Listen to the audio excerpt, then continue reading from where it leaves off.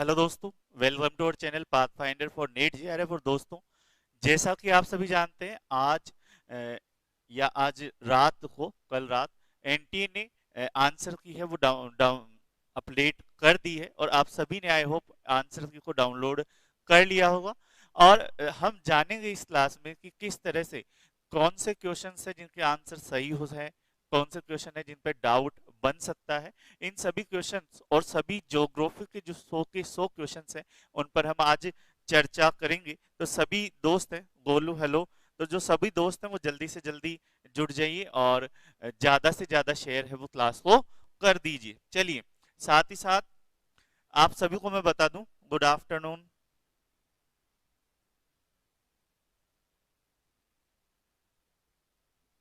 जी जी, सभी पर चर्चा करेंगे, है ना। Good afternoon. चलिए, तो साथ ही मैं बता दूं, पाथ फाइंडर लर्निंग ऐप पर आप सभी को नेट जेआरएफ हो, फर्स्ट ग्रेड हो, कॉलेज लेक्चर हो, सभी कोर्सेज पर आपकी 60% की भारी छूट है।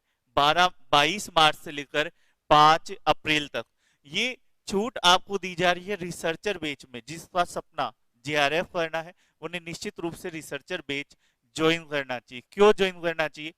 क्योंकि आपको यहाँ पर मिलेगा एक तो 1 ईयर का सब्सक्रिप्शन, ठीक है। 1 ईयर के सब्सक्रिप्शन के साथ पेपर 1 और पेपर 2 दोनों की complete classes live plus recorded दोनों क्लासेस वहां पर आपको अवेलेबल है।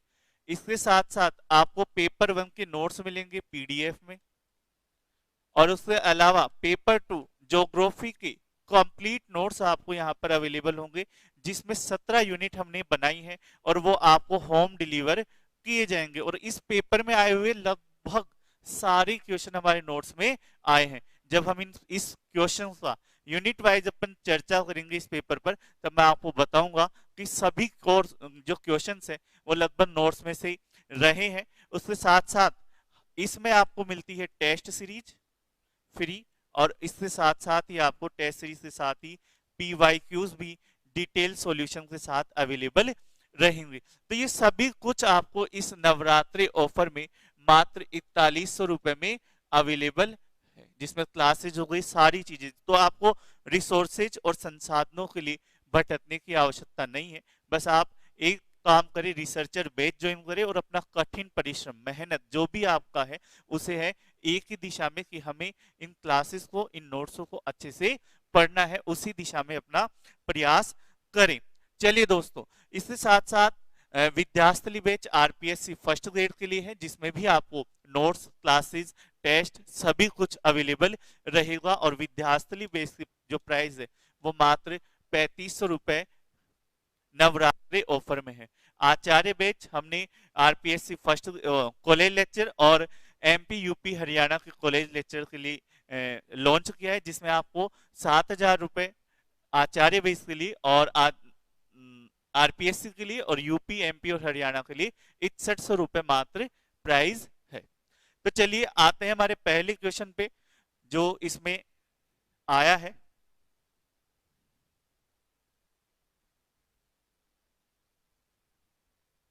हो रहे हैं, दोनों ही क्वेश्चन हो रहे हैं। अगर आपने जो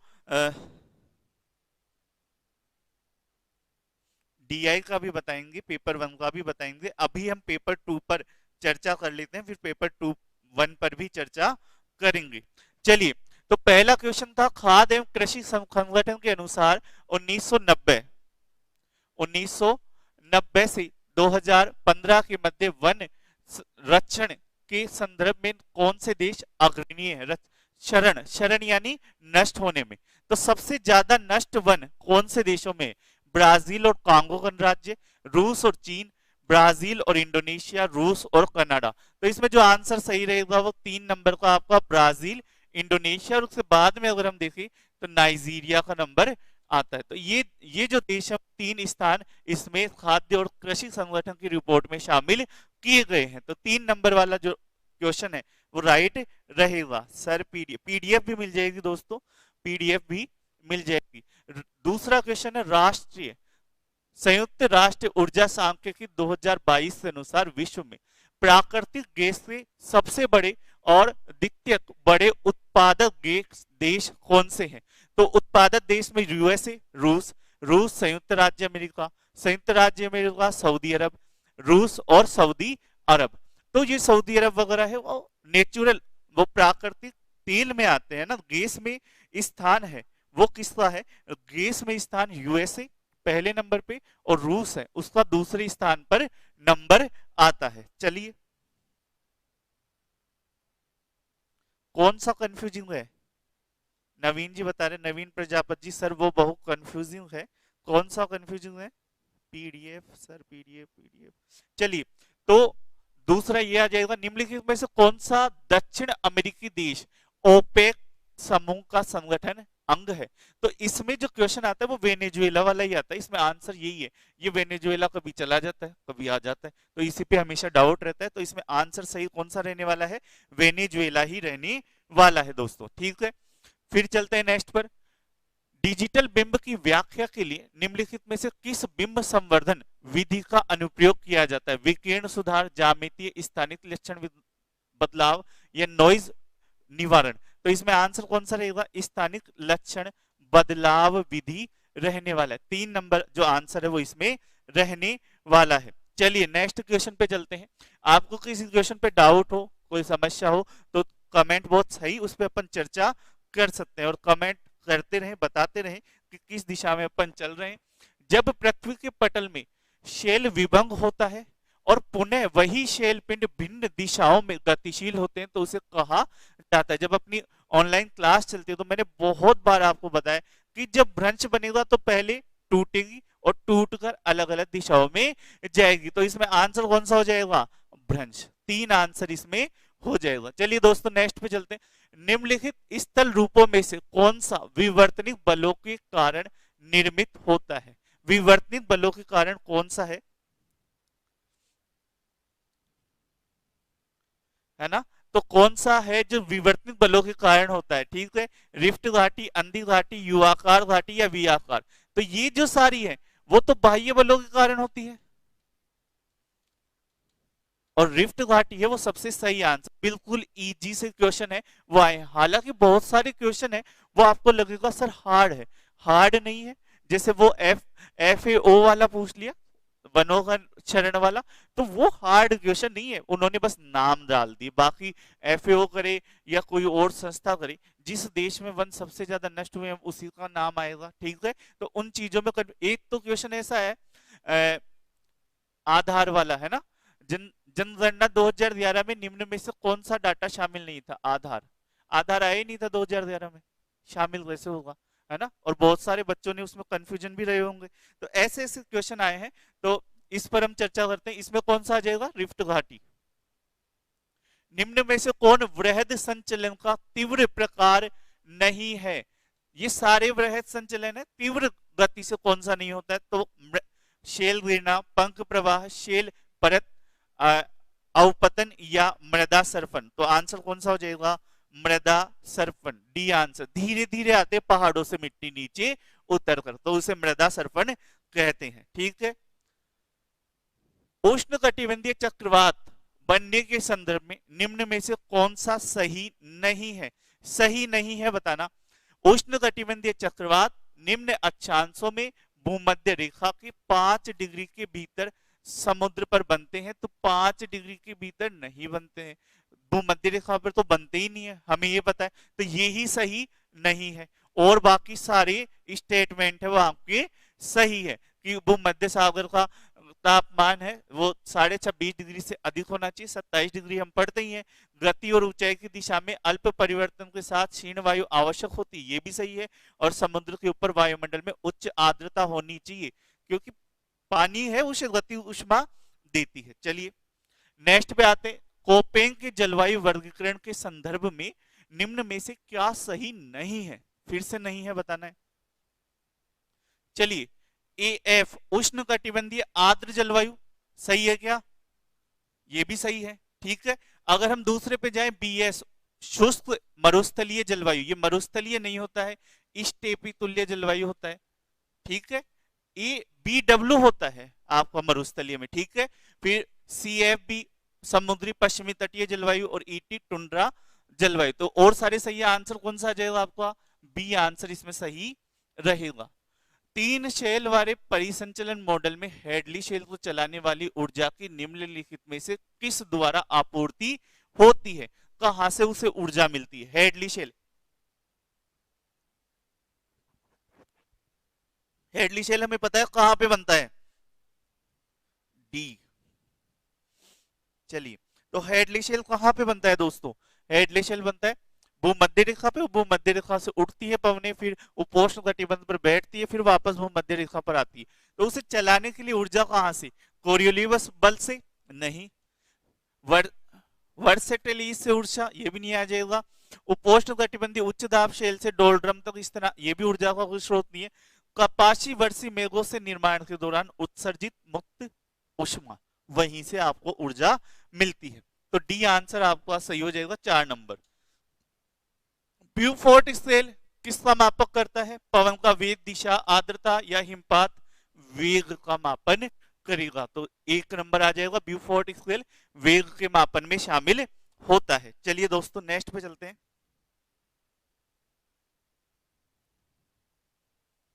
चलिए सी नेक्स्ट, निम्नलिखित में से किस महासागर का सर्वाधिक विस्तृत महाद्वीपीय ढाल क्षेत्र है? आर्कटिक, प्रशांत, हिंद या अंटार्कटिक? महाद्वीपीय ढाल, तो महाद्वीपीय ढाल कौन से का आता है? अटलांटिक महासागर का सर्वाधिक आता है। अटलांटिक महासागर का सर्वाधिक ढाल आता है। निम्न में से कौन सी सुनामी प्रहारों से सर्वाधिक ग्रस्त है? तो कौन सा क्षेत्र है? अफ्रीका वाला नहीं है, अटलांटिक वाला ये भी नहीं है, यूरोपीय तट ये भी नहीं आएगा। सबसे ज्यादा कौन सा आ जाएगा? परिप्रशांत क्षेत्र, जापान वाले क्षेत्र से ही तो नाम पड़ा है ना सुनामी, तो उसी क्षेत्र को सबसे ज्यादा इसमें शामिल किया जाता है। फिर आ जाएगा इरमिंगर जलधारा निम्न में से किस महासागर के जल में प्रवाहित होती है? दक्षिणी अटलांटिक, उत्तरी अटलांटिक, उत्तरी प्रशांत या दक्षिणी प्रशांत? आइसलैंड के पास में जो उत्तरी अटलांटिक ड्रिफ्ट है ना, जो गर्म जलधारा जाती है उधर, है ना, गल्फ स्ट्रीम के बाद में, तो आइसलैंड के दक्षिण में ये इरमिंगर की जलधारा हमें देखने को मिलती है। तो कौन सा आ जाएगा? उत्तरी अटलांटिक।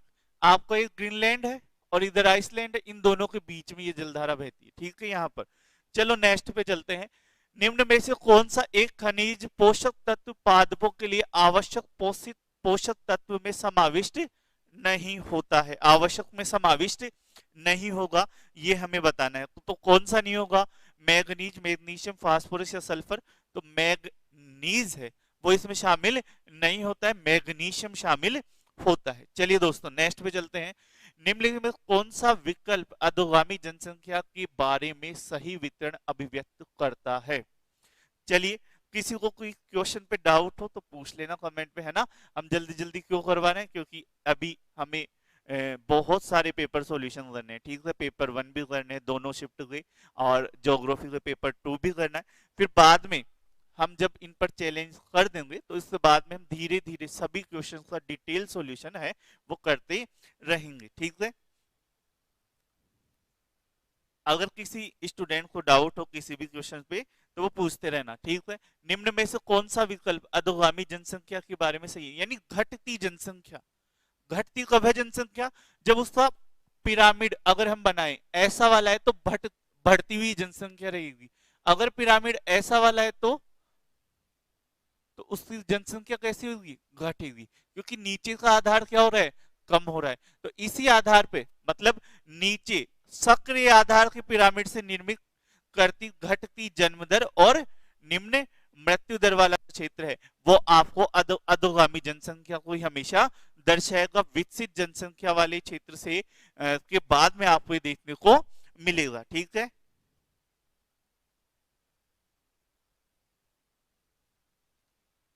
हाँ।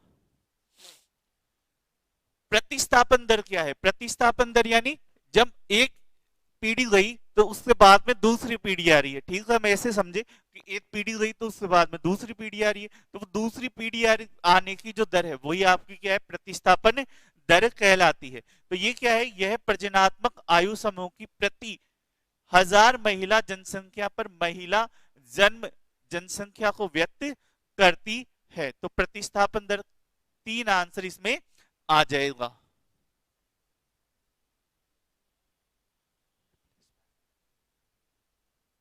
चलिए नेक्स्ट नेक्स्ट क्वेश्चन पे चलते हैं।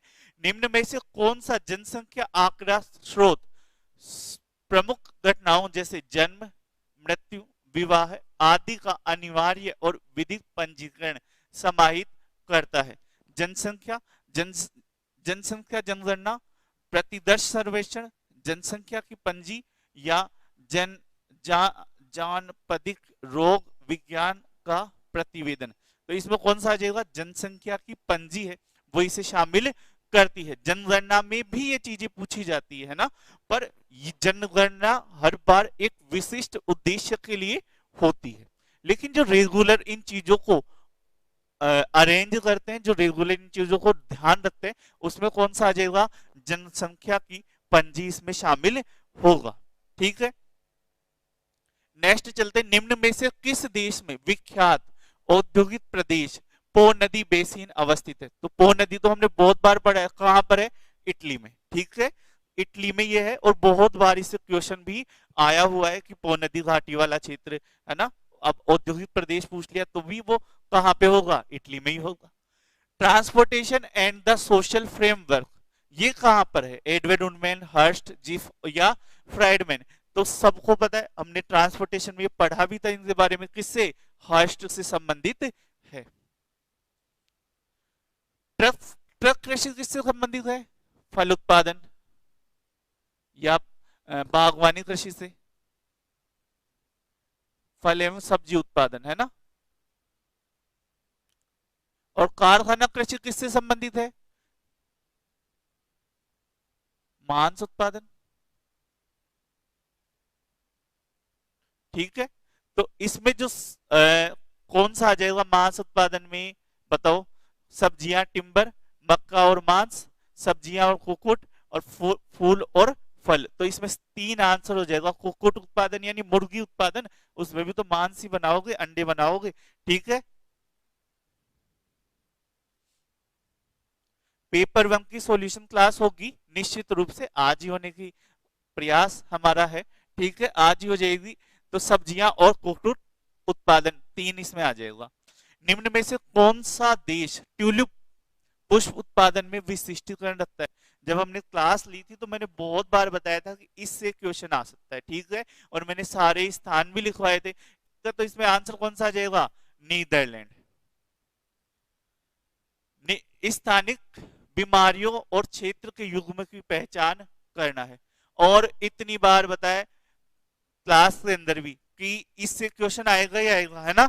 जैसे गोलू है, वो रहती है क्लास में, और मैंने कितनी बार बताया कि जो आपका मस्तिष्क ज्वर है ना, जापानी इन्फ्लेटाइटिस, वो वाला, तो ये अतिपात मस्तिष्क शोध लक्षण, ये वही है जापानी इन्फ्लेटाइटिस, है ना, पर इसका नाम इन्होंने दूसरा दे दिया। तो ये कहाँ पे? तराई वाले क्षेत्र में होता है, पश्चिमी उत्तर प्रदेश में नहीं होता है, तराई वाले क्षेत्र में। तो ये गलत हो गया। एक गलत होते ही आपके पास आंसर आ जाएगा सीधा सीधा। ये भी नहीं होगा और ये भी नहीं होगा। फ्लोरोसिस रोग है, जो फ्लोराइड की मात्रा पानी में बढ़ जाती है ना, उससे होता है। और ये गंगा के मैदानों में नहीं होता, कहां पे होता है? पश्चिमी राजस्थान वाले क्षेत्रों में ज्यादा आपको देखने को मिलता है। तो उसके बाद में अगर हम देखें ये भी गलत है और ये भी गलत है, तो ए और सी जिसमें भी आ रहे हैं वो सारे गलत। तो बी और डी यानी लाथाई इरस जो छोटा नागपुर पठार में, और घेगा है वो हिमालय प्रदेश में देखे जाने वाला रोग है। फिर उसके बाद में आ जाता है निम्न में से कौन सा सीमांत क्षेत्र और सीमा क्षेत्र के बीच विभेदक प्रतिमान क्रिस्टोफर द्वारा प्रस्तावित नहीं है? तो इसमें जो सही आंसर है, तो क्रिस्टोफर ने यह भी कहा था क्षेत्र बहिर्मुखी होते हैं और परिसीमाएं अंतर्मुखी, लेकिन क्रिस्टोफर ने ये वाला नहीं कहा था। सीमांत क्षेत्र क्षेत्रफलीय और परिसीमाएं रेखीय प्रकृति की होती है। तो आपका सही आंसर कौन सा हो जाएगा? बी। बाकी केंद्र भी सारी केंद्रोन्मुखी बोलेंगे तो ये भी बात सही है। और सीमांत क्षेत्र राज्यों के बीच एक समेकलन कारक है, परिसीमाएं से विपरीत एक पृथककारी कारक है। तो ये भी स्टेटमेंट सही है। चलिए नेक्स्ट पे चलते हैं। निम्न में से कौन सी जानकारी राष्ट्रीय जनसंख्या रजिस्टर भारत की जनगणना 2011 में नहीं है? यही क्वेश्चन बताया था, थोड़ा सा भी दिमाग लगा लेते सही हो जाता। जन्म दिनांक, शैक्षणिक लिंग या आधार जनसंख्या? आधार संख्या, आधार आया नहीं था 2011 में। ठीक है, तो ये वाला सही हो जाता। निम्न में से कौन सा पवित्र बौद्ध धर्म का स्थान सबसे पूर्व देशांतर पर है? सबसे पूर्व देशांतर पे कौन सा स्थान है, आपको ये देखना है। सारनाथ, बोध गया, श्रावस्ती या राजगृह। तो सबसे लास्ट में, सबसे पूर्व में कौन सा हो जाएगा दोस्तों? तो इसमें आंसर हो जाएगा राजगृह।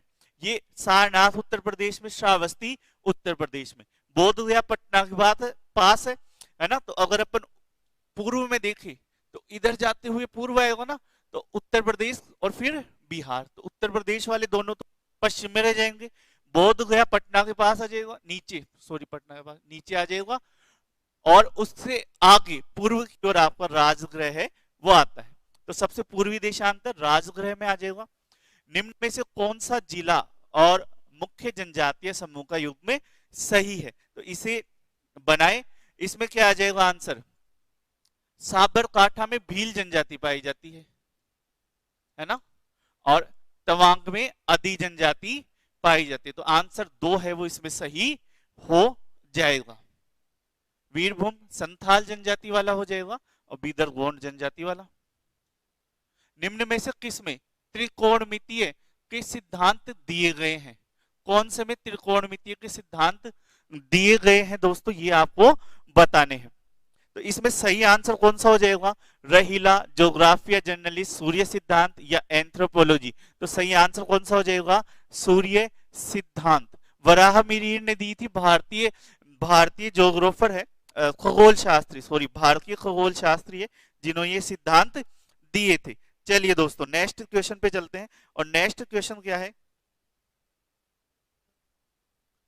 निम्नलिखित में किसे सूर्य ग्रहण की पूर्वानुमान तथा जल आधारित ब्रह्मांड विज्ञान के लिए याद किया जाता है? थेल्स, होमर, एनाजिमेंडर या हिकेटियस। तो इसमें सही आंसर कौन सा आ जाएगा? थेल्स आंसर इसमें सही आ जाएगा। अंग्रेजी के ज्योग्राफी शब्द में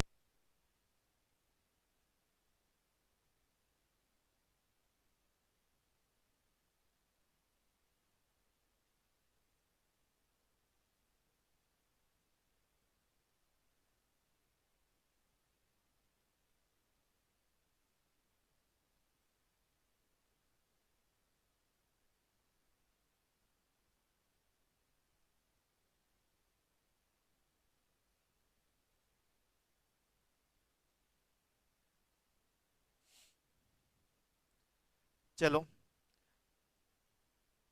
अंग्रेजी की ज्योग्राफी शब्द में से जेई को छोड़ने का आरोप निम्न में से किस पर लगा? तो वो कौन सा आ जाएगा?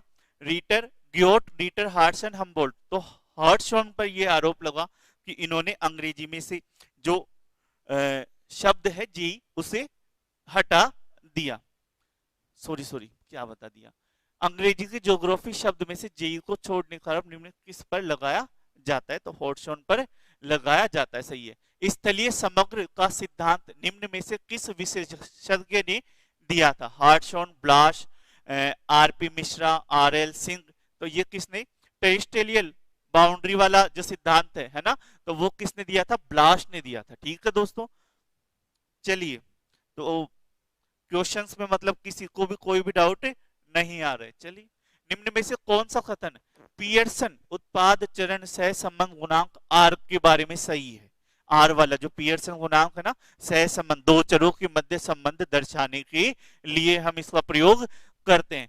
आर सामान्यतः उस मात्रा की माप है जिसमें दोनों चर एक साथ परिवर्तित होते हैं।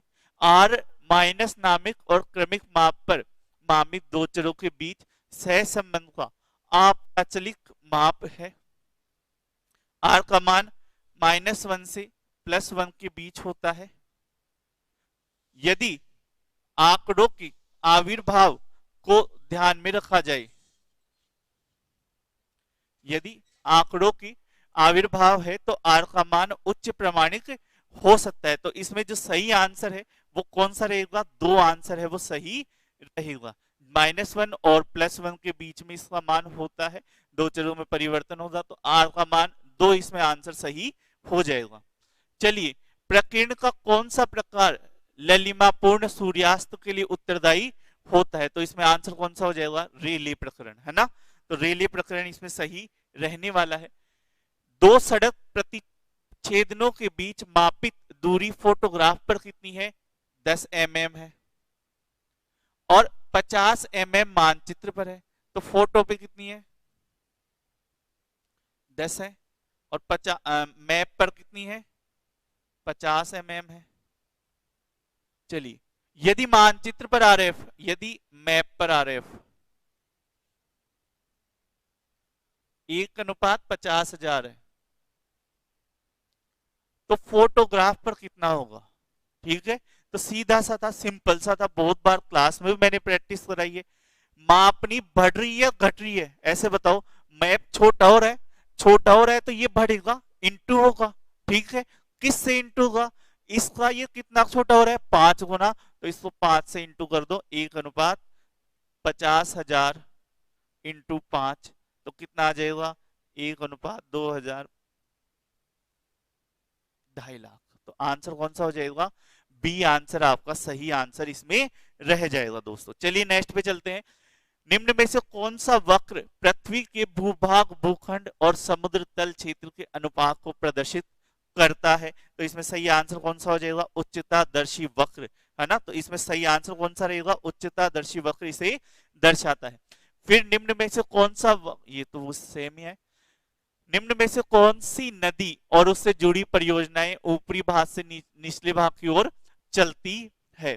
तो नर्मदा नदी में सबसे पहले ओंकारेश्वर हम देखते हैं, नर्मदा सागर और सरदार सरोवर बांध परियोजना। तो नर्मदा सागर पहले आती है, फिर दूसरे नंबर ओंकारेश्वर आती है, और लास्ट में सरदार सरोवर आती है।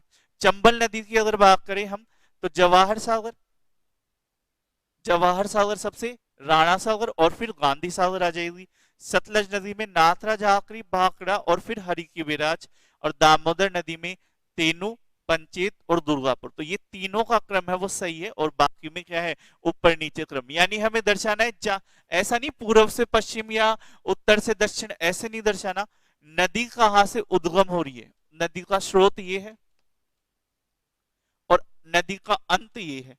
तो इस बीच में जो परियोजनाएं बनी है उसे दर्शाना है स्रोत से अंत की ओर। ठीक है, तो इस क्रम में हमें इसे जचाना था। तो आंसर इसमें कौन सा आ जाएगा आपका? 4 आंसर सही रहेगा। कोपेन के भारत की जलवायु वर्गीकरण के अनुसार अरुणाचल प्रदेश का अधिकतम भाग निम्न में से किस वर्णाक्षर समूह द्वारा प्रदर्शित किया जाता है? तो अरुणाचल प्रदेश का अधिकतम भाग DFC जलवायु द्वारा प्रदर्शित होता है। निम्न में से किस नदी का अपवाह बेसिन क्षेत्र सबसे बड़ा? इसमें सबको कंफ्यूजन होगा, है ना, सभी दोस्तों को इसमें कंफ्यूजन रहेगा। चलो बताओ, देखो इसमें आपने क्या क्या आंसर है वो अटेम्प्ट किए हैं, कौन सा आंसर आपने इसमें किया है? अपवाह बेसिन 2, चंबल नदी, और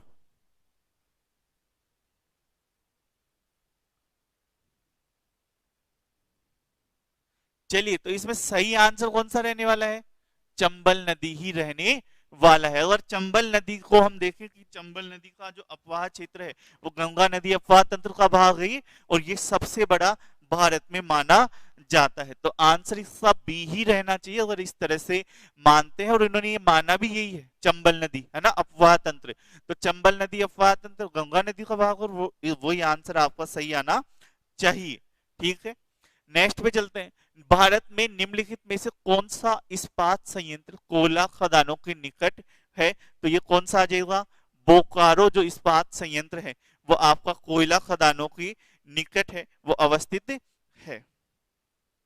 चलिए नेक्स्ट क्वेश्चन पे चलते हैं। निम्न में किस टकराव या भिड़ंत में प्लेट स्थायी रूप से जुड़ जाती है और इससे अतिरिक्त कोई विवर्तनिक क्रिया नहीं घटित होती है? तो अपसारी, क्षेपण, इनमें तो होना ही नहीं है। रूपांतरण में भी भूकंप आता है। तो महाद्वीपीय जो भ्रंश है उसमें आप इसे शामिल कर सकते हैं, लेकिन इसमें भी हम इसे देखेंगे, इसे हम डाउट में ही रखें। फिर आ जाता है निम्नलिखित तत्वों में भूकंपीय तरंगों के बारे में सही है, सही बताना है। पी तरंग का वेग अनुप्रस्थ सेल के संकुचन की विकृति और घनत्व पर निर्भर करता है। पी तरंग एस तरंग की तुलना में तीव्र गति से चलती है, सही है। तो बी सही किस किस में है, बाकी तो गलत हो गए। ये बी सही हो सकता है या फिर सी डी, है ना। तो एल तरंग टेढ़े मेढ़े पथ का अनुगमन करती है और पी और एस तरंग के बाद पहुंचती है, सही बात है, चलना प्रारंभ होती है। एस तरंग का वेग अनुप्रस्थ शैल के घनत्व और प्रतिरोध, तो ये दोनों गलत हो जाएंगे। आपका आंसर कौन सा हो जाएगा, बी और सी सही हो जाएगा। चलिए नेक्स्ट, निम्नलिखित प्लेट विवर्तनी के बारे में सही है। प्लेट विवर्तनी की भूतल के स्थलाकृतिक लक्षणों के निर्माण का प्रमुख बल है, गलत है। स्थलाकृतिक लक्षणों का बल नहीं है प्लेट विवर्तन, ये आप जान ले। स्थलाकृतिक लक्षण बाह्य बलों से आएगा, ठीक है। तो इसमें आंसर ए गलत हो जाएगा, ए जिन जिन में है वो गलत हो जाएंगे, ये दोनों गलत हो गए। मध्य महासागरीय कटक गहरे अभिकेंद्रीय भूकंपों वाली विध्वंसक प्लेट सीमाएं हैं। रेडियो सक्रियता उष्मा प्लेट विवर्तनी के पीछे निहित बल है। शेल विखंडित होकर खंडित तल के साथ गति करते हैं, जिसे वलन कहते हैं। अभी हमने पढ़ा है शेल टूटकर, विखंडित होना यानी टूटना, होकर खंडित तल के साथ गति करेंगे यानी दूसरे से दूर जाते जाएंगे, तो उसे कहते हैं हम भ्रंश, वलन नहीं बोलते। तो ये दोनों गलत हो गए, पहला भी गलत और दूसरा भी गलत, तो दूसरा और तीसरा सही है। तो आंसर कौन सा हो जाएगा, 4 नंबर वाला आपका आंसर सही हो जाएगा। सही बात है कि मध्य महासागरीय कटक है, दूर जाएंगे तो भूकंप है वो गहरे आते हैं वहां पर, ये भी हमें पता है। और रेडियो होम्स वाला जो सिद्धांत है संवहन तरंग, रेडियो जो पदार्थ है उनसे प्राप्त उष्मा प्लेटों को चलाने के लिए महत्वपूर्ण भूमिका निभाती है, तो ये भी सही है। निम्नलिखित कथनों में से सही कथन को पहचानिए। उत्तरी पश्चिमी हिमालय राज्य भूकंप और भूस्खलन से सर्वाधिक सुवेद्य है। पश्चिमी हिमालय राज्य सही है। हिमालय पर्वत श्रृंखला में ज्वालामुखी प्रस्फुटन की संभावना अधिक है, गलत, हो ही नहीं सकता, है ना। आजकल भूकंप का पूर्वानुमान संभव है, सही बात है। फिर तो हमने कल जो दिल्ली में भूकंप आया था, परसों आया था, उसको हमें पहले से पता था, ये भी नहीं है। मानव जनित गतिविधियां हिमालयी क्षेत्र में भूआकृतिक खतरों को बढ़ा रही है, तो ये भी सही है। तो आपका ए और डी सही हो जाएगा, ए और डी सही है, यानी 4 नंबर वाला ऑप्शन आपका सही है। बिल्कुल इजी प्रश्न थे।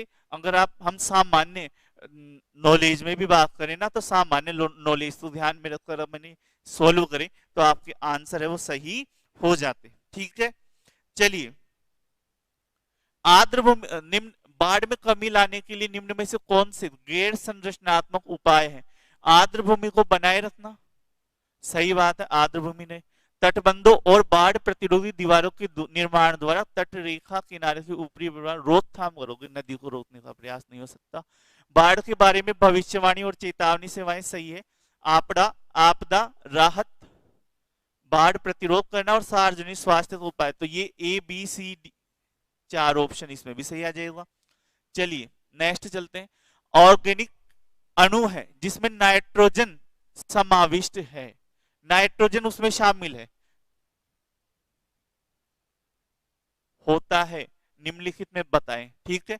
ओजोन में होता है कि नाइट्रोजन, पहले तो यही देख लो। O3 होता है ओजोन, बहुत बार हमने अगर ये भी देखा कि हमने तो सर केमिस्ट्री थोड़ी पढ़ रहे थे, हम तो ज्योग्राफी पढ़ रहे थे। तो एनवायरमेंट में ओजोन पढ़ते हो, क्लाइमेट में ओजोन पढ़ते हो बहुत बार, तो ओजोन का O3 लिखते हैं ना। और कार्बन मोनोऑक्साइड का CO लिखते हो या नहीं लिखते हो, कार्बन मोनोऑक्साइड का। अगर ये दो भी पता है तो अब देख लो, बी जिसमें आएगा वो भी आंसर नहीं होगा और ई जिसमें आएगा वो भी आंसर नहीं होगा, तो ये भी नहीं होगा, ये भी नहीं होगा। अब समस्या आ रही है कि इसमें बी और सी पे, ए सी और डी पे, तो ये तीनों आपके आंसर है वो सही हो जाएंगे। प्रोटीन, एमिनो अम्ल ही होते हैं, है ना, और पेप्टाइड्स ये भी इसमें शामिल हो जाएंगे, तो आंसर आपका बी नहीं होगा, 3 हो जाएगा, ठीक है। भारत की जनगणना 2011 के अनुसार कार्य स्थिति की भिन्न श्रेणियों का निम्न में से विकल्प सही ढंग से प्रस्तुत करना है। यानी कार्य, यानी जैसे हम बोलते हैं ना इस अवधि का कार्य, है ना, सीमांत श्रमिक, वार्षिक श्रमिक, है ना, तो उस अवधि में इसे बांटने का प्रयास हुआ था। तो 0 से 3 महीना नहीं बांटते, और 0 से 60 माह ये भी हम नहीं बांटते, 3 से 6 माह बांटते हैं, ठीक है। और 6 माह से 12 माह भी बांटते हैं, और 1 वर्ष से 2 वर्ष वाला भी, तो बी, डी और ई इसमें शामिल हो जाएगा। बी, डी और ई 3 नंबर वाला ऑप्शन आपका इसमें आ जाएगा। चलिए दोस्तों, किसी नगर की नगरीय आकार की विशेषताओं को निम्नलिखित में से कौन से लक्षण सही ढंग से प्रस्तुत करते हैं? तो पहला, नगर की आंतरिक संरचना और नगरों का विन्यास इसमें आएगा, आएगा निश्चित रूप से आएगा। नगर में मार्गों एवं भवनों का विन्यास, ये भी आएगा निश्चित रूप से 100% आएगा। और नगरों में भूमि उपयोग नियोजन, ये भी आएगा, किस तरह से नगर को बढ़ाया जाए, किस तरह से नगर को बसाया जाए। यानी अगर इंडस्ट्रियल एरिया है तो वो कौन से क्षेत्र में हो, अगर रिहायशी एरिया है तो वो कौन से क्षेत्र में हो। तो ये तीनों इसमें आते हैं। हमें 3 ही देखने हैं, ये ज्यादा देखने हैं, 3 ही देखने हैं, ए, बी और ई। सॉरी, किसी क्षेत्र जनपद के भीतर प्रकारात्मक खंड, या ये भी नहीं आएगा। और देश से विकास का इतिहास, ये भी नहीं आएगा। तो आंसर हो जाएगा ए, बी और ई, सी आंसर इसमें सही रहेगा। चलिए नेक्स्ट पे चलते हैं।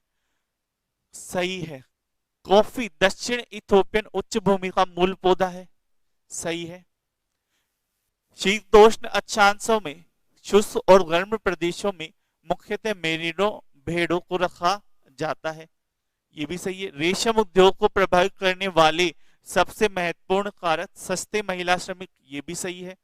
कॉफी की 3 प्रमुख फसलों में रोबस्टा कॉफी का व्यापार विश्व व्यापार में सर्वाधिक महत्व होता है, ये नहीं आएगा।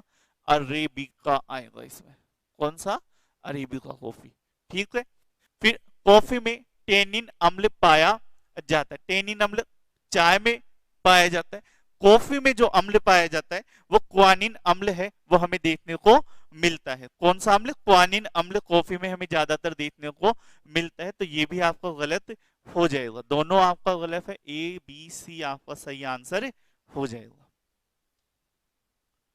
निम्न में से कौन से मापक संयुक्त राष्ट्र मानव विकास सूचकांक HDI में सम्मिलित है?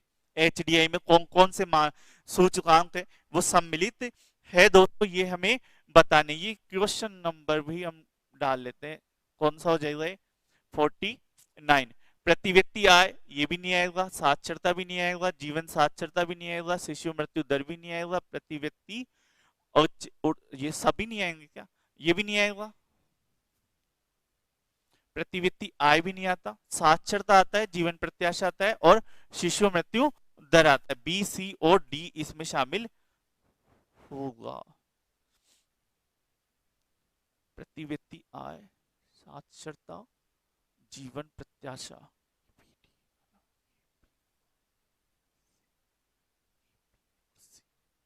चलो इसको देखते हैं। प्रति व्यक्ति आय, आय आती है क्या? आय भी नहीं आती। चलो ये डाउट वाले क्वेश्चंस में ही हम इसे रखेंगे। चलिए नेक्स्ट पे चलते हैं। प्रगामी विश्लेषण की निम्नलिखित पूर्व धारणाओं पर विचार कीजिए, है ना। 50 नंबर का क्वेश्चन है। निम्न निर्भर चर के मूल्य मानों का वितरण प्रसामान्य होता है, अभिष्टों के मूल्य मानों का वितरण विषम होता है। निर्भर चर का प्रसरण स्वतंत्र के सभी मूल्य के लिए नियत होता है। विशिष्टों के मूल्य एक दूसरे से क्या होते हैं? स्वतंत्र होते हैं। तो इसमें सही आंसर कौन सा होगा दोस्तों, इसे आपको बताना है। तो इसमें सही आंसर कौन सा हो जाएगा? ए, सी और डी। निर्भर चर के मूल्य मानों का वितरण प्रसामान्य होता है, निर्भर चर का प्रसरण स्वतंत्र सभी मूल्यों के नियत होता है, अभिष्टों के मूल्य एक दूसरे स्वतंत्र होते हैं, वितरण विषम होता है। तो ये गलत हो जाएगा। बाकी ये तीनों स्टेटमेंट है वो सही है। और अगर इसमें बात करें तो जीवन प्रत्याशा भी आती है, साक्षरता भी आती है और शिशु मृत्यु दर भी इसमें शामिल होती है। और दर, जीवन प्रत्याशा का ये भाग, तो ए, बी, सी इसमें शामिल होगा। ए, बी, सी ही इसमें शामिल होगा, है ना। तो इसमें आंसर कौन सा आ जाएगा? ए, बी और सी, ये सही है। थोड़ा सा सॉरी दोस्तों, है ना। इसका आंसर कौन सा हो जाएगा? सी आंसर सही हो जाएगा। शिशु मृत्यु दर इसमें शामिल नहीं होगा, प्रति व्यक्ति ऊर्जा उपभोग भी इसमें शामिल नहीं होगा। HDI दिमाग से। चलो, भारत में यातायात और अवसंरचना के संदर्भ में निम्नलिखित कथनों का अवलोकन करें। भारत के संपूर्ण सड़क नेटवर्क में राष्ट्रीय राजमार्ग का हिस्सा 2% से भी कम है, सही है। 2% के बराबर अपन मान सकते हैं। BRO ने दुर्गम क्षेत्रों में स्कूल अस्पताल और हवाई अड्डों की इमारतों जैसे बुनियादी सुविधाओं के निर्माण के लिए परियोजना शुरू करी है। सही है। बीआरओ बॉर्डर बॉर्डर सड़क संगठन है, इसने सीमा क्षेत्रों पर जो महत्व की चीजें हैं उनको बनाने में इसका महत्वपूर्ण योगदान रहता है। और भारतीय रेल को संचालन और प्रबंधन के लिए 16 जोनों में बांटा गया है। तो 17 जोन है और लगभग 64-65 प्रखंड उसमें आ जाते हैं। तो 17 जोन है। HBG जीरा जो पाइपलाइन का निर्माण कच्चे पेट्रोल के शोधन के लिए उसकी आपूर्ति भारत की महाद्वीपीय भागों में करने के लिए की गई है। तो ए, बी और डी आंसर इसमें, यानी 4 वाला ऑप्शन इसमें सही रहने वाला, ए, बी और डी। तो 51 में मेरे हिसाब से जो आंसर की में है वो आपके ए, बी और सी वाला ऑप्शन है, ए है, लेकिन होना चाहिए 4, क्योंकि 17 जो है ये निश्चित रूप से हम इसे जानते हैं। ठीक है दोस्तों, चलिए नेक्स्ट में 51 हो गया। 50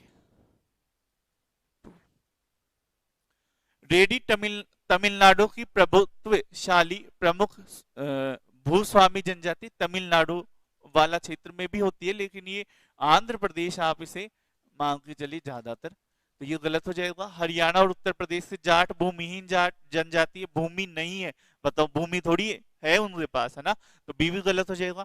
पूर्वी पूर्वी भारत की कृषि व्यवसाय, ये भी आ जाएगा।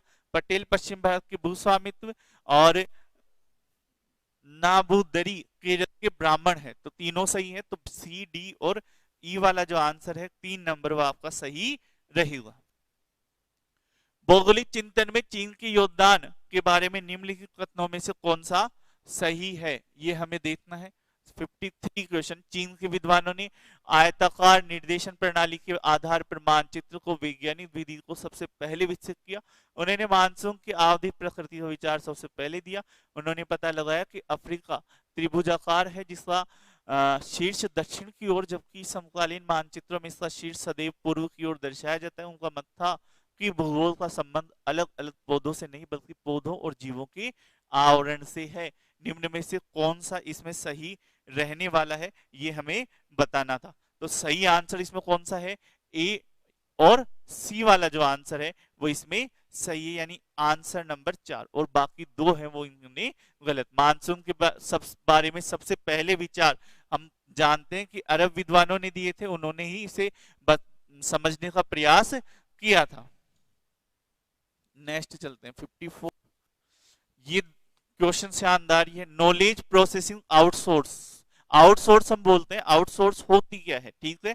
आउटसोर्स होता है हमने कोई कंपनी खोली और ओपन करी, और उस कंपनी में बहुत सारे कार्य ऐसे हैं जो हम नहीं कर पा रहे, या अगर हम करते हैं तो वो हमारे लिए कॉस्टली आता है, तो उन चीजों को हम दूसरी किसी कंपनी या संस्था से करवा लेते हैं, तो वो आउटसोर्स होना होगा, ठीक है। अब इसमें आउटसोर्स में भी 2 है, नॉलेज प्रोसेसिंग आउटसोर्स और बिजनेस प्रोसेसिंग आउटसोर्स। तो नॉलेज प्रोसेसिंग आउटसोर्स है, उसको हम किस तरह से दर्शाते हैं ये हम देखते हैं, और बिजनेस प्रोसेसिंग आउटसोर्स उसमें क्या होता है। नॉलेज प्रोसेसिंग आउटसोर्स है, उसमें तो हमेशा बहुत मूल्यवान या बहुत ऐसी चीजें जो टेक्निकल चीजें हैं जिन्हें प्रशिक्षित लोग ही कर पा सकते हैं वही आएंगे। लेकिन बिजनेस प्रोसेसिंग आउटसोर्स में सारी चीजें आ सकती हैं, जैसे कोई भी कार्य उसे कर सकता है, इसमें मजदूरी से लेकर सारी चीजें आ जाती है, ठीक है। तो अब जैसे बिजनेस प्रोसेसिंग में कोई चिप्स वाली कंपनी है, तो वो आलू की खेती करे ये जरूरी नहीं है, उसने आउटसोर्स कर दिया किसानों को, तो वो बिजनेस प्रोसेसिंग में आ गया। लेकिन वही चिप्स वाली कंपनी अगर चिप्स को टेस्ट को चेंज करना चाहिए तो वो R&D में चला गया, और टेस्ट के चेंज के मामले में R&D में, तो वो नॉलेज प्रोसेसिंग में आ जाएगा। तो ये थोड़ा सा समझाना जरूरी था यहाँ पे। अगर हम देखें तो नॉलेज प्रोसेसिंग पंचम सेवाओं में आता है, सही बात है, ठीक है। शोध और विकास गतिविधियां और e learning business processing outsource के उदाहरण है, नहीं है, वो नॉलेज आउटसोर्सिंग के उदाहरण है, शोध R&D ये सारे, ठीक है। बीपीओ केपीओ से भिन्न है क्योंकि इसमें उच्च कौशल प्राप्त श्रमिक सम्मिलित होते हैं। नहीं, बीपीओ में सम्मिलित नहीं होते, केपीओ में सम्मिलित होते हैं, उच्च प्रशिक्षण प्राप्त सस्ते और कौशलपूर्ण श्रमिकों की उपलब्धता के कारण भारत जैसे देशों में आउटसोर्स आ रहे हैं, तो सही बात है। तो आपके जो आंसर है ए और डी वो सही हो जाएंगे आंसर नंबर 2 क्वेश्चन में, ठीक है। 54 में अगर हम बात करें 55 की, तो 55 नंबर क्वेश्चन में क्या आ जाएगा कि वस्तुओं और सेवाओं के कुल व्यापार के कुल मूल्य को व्यापार का परिणाम माना जाता है, सही है। व्यापार के परिणाम में केवल वस्तुओं का मूल्य, सेवाएं भी तो आएगी ना। भारत आसियान का संस्थापक सदस्य नहीं है, आसियान का सदस्य भी नहीं है भारत। लागत की दृष्टि से नहीं वरन भिन्न भिन्न कारणों से अलग अलग कीमत पर किसी वस्तु को दो देशों में विक्रय करने की प्रथा को डंप कहते हैं। ये कह सकते हैं हम, है ना, कि लागत पर हम ध्यान नहीं दे रहे, ठीक है, हमें तो बस वस्तु बेचनी है, जैसे चाइना करता है। उससे मतलब नहीं है कि उसकी कॉस्ट निकल रही है नहीं निकल रही, बस उसे अपना मार्केट कैप्चर करना है, तो वो डंपिंग में शामिल हो जाता है। तो इसमें आंसर कौन सा हो जाएगा, डी। तो ए और डी इसमें सही आंसर रहने वाले हैं। तो 55 हो गया। 56 नंबर क्वेश्चन में हम जाते हैं। तो जीवाश्म ईंधन और परमाणु ईंधन ऊर्जा के अनवीकरणीय स्रोत है, सही है। नवीकरणीय ऊर्जा के स्रोत मुख्यतः प्रकृति की शक्ति है जो संधारणीय और आमतौर पर भारी पर्यावरणीय प्रदूषण पैदा करते हैं, ये भी गलत है। प्रदूषण नवीकरणीय ऊर्जा वाले स्रोत थोड़ी प्रदूषण पैदा करते हैं, जैसे सौर ऊर्जा, पवन ऊर्जा, इनसे प्रदूषण उत्पन्न नहीं होता है, ठीक है। और बाकी सारी चीजें सही थी, पर्यावरणीय प्रदूषण नहीं है। ऊर्जा का उपयोग मानव प्रवृत्त जलवायु परिवर्तन में एक प्रमुख योगदान करता है, सही है। परमाणु शक्ति संयंत्रों से ग्रीन हाउस गैसों का शून्य उत्सर्जन होता है और ऊर्जा के विभिन्न प्रकारों को सापेक्षिक कीमतें मांग को प्रभावित नहीं करती है। तो निम्न में से कौन सा कथन है वो सही यहां पर है, तो इसने बी तो दिया ही नहीं, पहले ही मान लिया कि वो सही नहीं है, इसमें दे रखा है, इसमें दे रखा है ना, तो ये नहीं है। तो हम चलो देखते हैं 56 में तो कौन सा आंसर इसमें सही रहने वाला है। तो नवीकरणीय ऊर्जा के स्रोत है, सही है। ऊर्जा का उपयोग मानव प्रवृत्त जलवायु परिवर्तन में एक प्रमुख योगदान करता है। ऊर्जा हमने जलाई, ईंधन जितने जलाए उस वजह से ये हुआ। और परमाणु ऊर्जा संयंत्रों से ग्रीन हाउस गैसों का शून्य उत्सर्जन होता है, ये भी सही है। और ऊर्जा के विभिन्न प्रकारों की सापेक्षिक कीमतें बढ़ाने में प्रभावित नहीं करती है, तो ये गलत। तो ये आंसर कौन सा हो जाएगा, ए, सी और डी आपका सही आंसर यहाँ पे रहने वाला है। नेक्स्ट चलते हैं। वान थुनेंग ने कृषि अवस्थिति सिद्धांत के संदर्भ में निम्नलिखित में कौन सा कथन सही नहीं है, तो ये ध्यान रख लेना, नहीं है वाला बताना है। जो स्टेटमेंट सही नहीं है वो वाले आपको इसमें बताने हैं।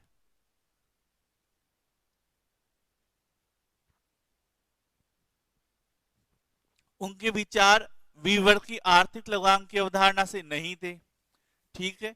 संघ केंद्रीय भूमि उपयोग खंडों में नौ संचलित नदी और सिंचाई की सुविधा का कोई प्रभाव नहीं पड़ता है।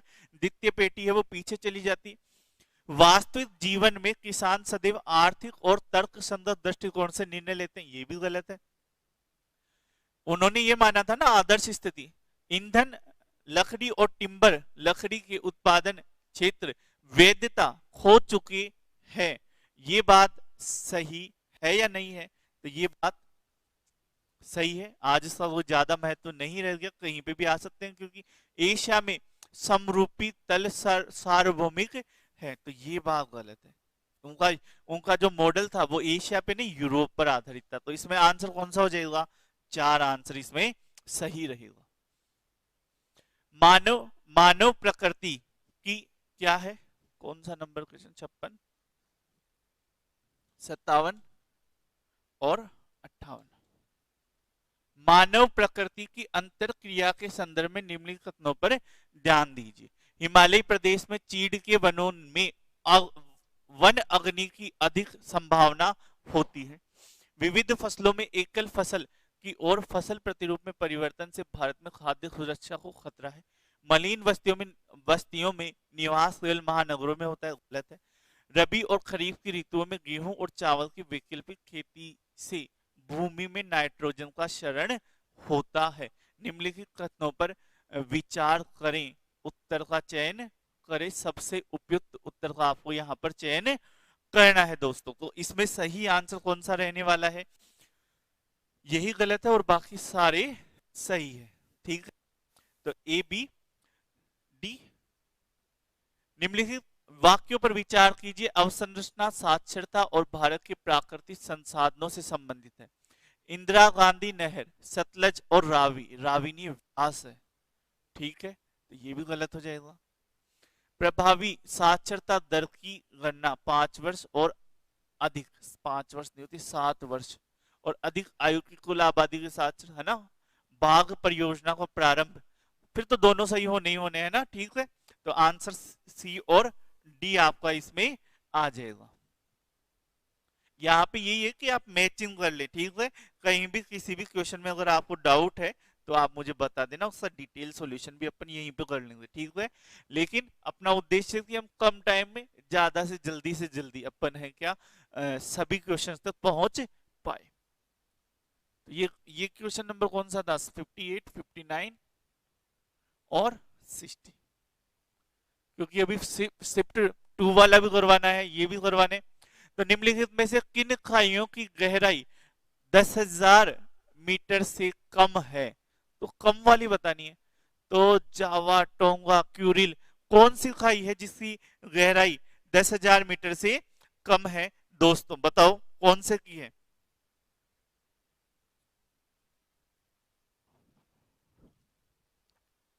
इसमें जावा, क्यूरिल, टोंगा, तो प्यूटोरिको और टोंगा, ए और सी। 60 नंबर में ए और सी आपका आंसर, ये भी नहीं आएगा। जावा 10,000 मीटर से कम है, क्यूरिल है अटलांटिक, प्यूटोरिको प्रशांत, जावा प्रशांत, जावा हिंद महासागर और टोंगा आ जाएगी इसमें प्रशांत महासागर में आ जाएगी। तो एक की 8,000, एक की 10,500, 10,800 के आसपास है। फिर इसके बाद में तो आपकी जो आंसर आ जाएगा कौन सा आ जाएगा, बी और सी। तो ये क्यूरिल भी और टोंगा, ये दोनों की जो गहराई है वो 10,000 मीटर से कम है। ये प्रशांत महासागर के पास वाली ये दोनों है, इनका क्या है 10,000 मीटर से ज्यादा गहराई हमें देखने को मिलती है। महासागरों पर जलवायु परिवर्तन के प्रभाव के बारे में निम्नलिखित में से कौन सा सही नहीं है। विगत कुछ वर्षों में महासागर कम अम्लीय बन गए हैं, कम क्षारीय बन गए हैं, है ना, क्योंकि अम्लीय वर्षा हो रही है ना, तो क्षारीय बनेंगे, ये गलत हो जाएगा। पिछली शताब्दी के दौरान समुद्र तल के तापमान में सतह में वृद्धि हुई है। 1880 से समुद्र जल के स्तर में 1 इंच की लगभग 6/10 भाग की दर से वृद्धि हुई है। महासागर आगामी वर्षों में कम कार्बन डाइऑक्साइड का भंडारण करेंगे, कम नहीं अधिक, है ना। टेम्परेचर जैसे वर्ष बढ़ेगा वैसे अधिक हो जाएगा। तो बी और सी 3 नंबर का इसमें आंसर सही हो जाएगा। 62 में अगर हम देखें तो कोरियोलिस बल के संबंध में निम्नलिखित में से कौन सा क्वेश्चन सही नहीं है, ये हमें बताना है। कोरियोलिस बल पृथ्वी के सापेक्ष सभी गतियों में उपस्थित होता है। कोरियोलिस बल भूमध्य रेखा पर अधिक ध्रुवों पर शून्य होता है, बी गलत। तो ये भी गलत हो जाएगा, ये भी गलत। कोरियोलिस बल की शक्ति गति के वेग के साथ परिवर्तित होती है और अक्षांशों के साथ घटती भी है, तो ये सही है, सी आपका सही है। कोरियोलिस बल के कारण हुए विचलन की मात्रा पृथ्वी के घूर्णन देशांतर पे नहीं आएगी, तो ये गलत हो जाएगा। ए और सी आपका सही हो जाएगा। कौन सा हो गया, 62, 63।